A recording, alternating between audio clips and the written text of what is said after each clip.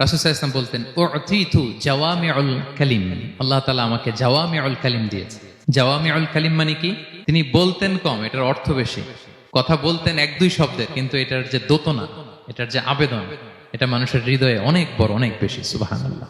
সে ১৫০০ বছর আগে বলে গিয়েছেন, আজও আমরা শুনে অবাক হই। উ'তিতু জাওয়ামিউল কালিম, এটা বিষ্ণু সাল্লাল্লাহু আলাইহি ওয়াসাল্লামের একটা ইউনিকনেস, আর কাউকে আল্লাহ এটা দেননি। অল্প বলতেন, মানুষের হৃদয়ে টাচ করে ফেলতেন। তিনি ছিলেন সর্বমর্ম বাচনভঙ্গির অধিকারী। যা বলতেন concise in wording but comprehensive in meaning.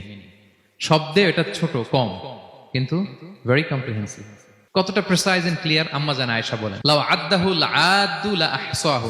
Vishnu সাল্লাল্লাহু আলাইহি ওয়াসাল্লাম এত প্রিসাইজ এন্ড ক্লিয়ার বক্তব্য দিতেন, কেউ যদি গুনতে চাইতো দেখি কয়টা বাক্য বলছে, গোনা যেত। কেউ যদি গুনতে চাইতেন এখানে কয়টা শব্দ ছিল, তাও গোনা যেত। আবার তিনি বলতেন ইয়াতাকাল্লামু বিকালামিন বাইয়িন ফাসল, খুব সুস্পষ্ট কথা বলতেন বিষ্ণু সাল্লাল্লাহু আলাইহি ওয়াসাল্লাম। ইয়াতাহাফফাযুহু মান জালাসা ইলাইহি, এত স্পষ্ট আশেপাশে যারা শুনতো সহজেই মুখস্থ করে ফেলতে পারতো। এই যে সাহাবারা এত হাদিস বর্ণনা করেছে কিভাবে?